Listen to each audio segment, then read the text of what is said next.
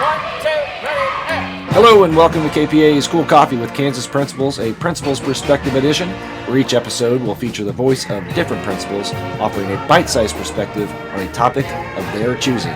Enjoy this Principal's Perspective. Yes, hi, this is Greg Rosenhagen, principal at Cheney High School. I'm going to talk a little bit about what we do at Cheney High School to create opportunities for students, relevant opportunities that are kind of in their line of what they would like to do for a career. Independent study classes are very common here at Cheney. We currently have about 60 students who are taking an independent study class. Many of you smaller schools probably know that or live the life that we do and not having teachers available to teach some of the programs or some of the classes that you'd like to. So that's where we dive into giving kids opportunities through independent study. A number of classes that we currently have had kids do or currently doing, CNA, medical terminology, CMA, we've got print animation, art appreciation, intro to programming, concepts of engineering, practical law. I know I had a couple daughters that did a medical terminology.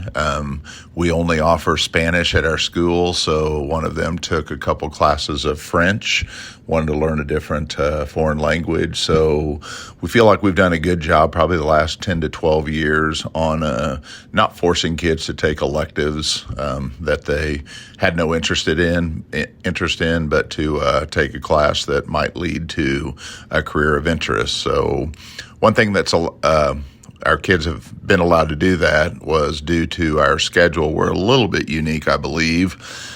We initially were a 4x4 block schedule or AB block. 11 years ago, we went to a 5x5. It took us about 2 years to get our teachers to kind of bought in, but we surveyed our kids about what classes that they would like to take that we don't offer. We also surveyed our staff what they would like to teach that they didn't have an opportunity to teach. There was no room in the schedule. They had to buy in because they used to teach 3 out of 4 classes in a given day. Now they teach 4 out of 5 classes. So with that extra class each day, we were able to add a whole realm of opportunities for kids, and that led into blocks of time that students could focus and enter into the independent study area and all. So during my conversation today, I just want to talk specifically about that independent study. One thing we feel like that has done, it exposes our kids to a lot of things, and from that, we're getting ready during our test fest here in a couple weeks. Our seniors will participate in job shadowing.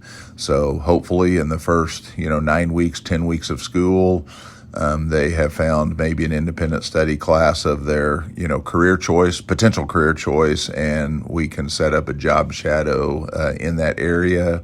So, our goal would be for seniors to be at a point where they've experienced a job shadow opportunity that, again, is something that they in an area of interest for them. So not just job shadowing, but that then we hope will lead to a work-based learning opportunity or an internship during the second semester.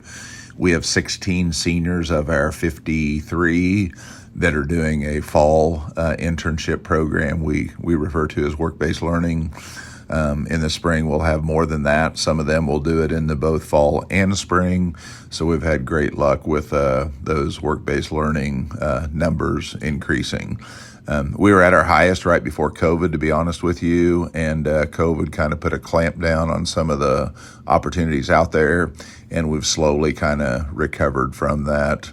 And, not every kid does it, but we're hopeful that the majority will. We have some good kids, some good students that just have so much going maybe and are activity kids and just don't participate in that. But again, many do. So we'll do that the first couple blocks of the day. Our blocks are 77 minutes. So a person might go to a work-based learning job, and might be paid, might be unpaid, but it could be first 2 blocks of the day, could be the last couple blocks of the day. And sometimes we're a little more creative, and it maybe stretches into a third block, depending upon what that class is. We've made some exceptions if it was best for what the kid wanted to do. So anyway, this also, I think the added opportunities have led to us being able to host 18 career tech ed pathways. We used to be at 7 or 8, and now we kind of float between 16 and 18, but that all came about with our schedule change, our 5x5 block, and also just letting, with the kids choosing independent study classes that helped with our, CTE pathways, and they could take more classes in those areas. So to me, it's been a win-win.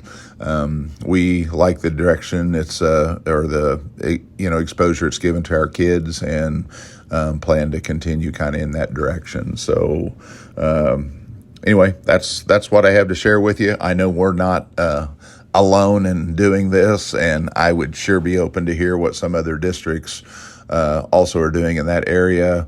To me, that's kind of why I shared this. Maybe it'd cultivate some thoughts with some others, and they could in turn share what's going on in their district. So that's what I have. Hope you have a great rest of your month of October.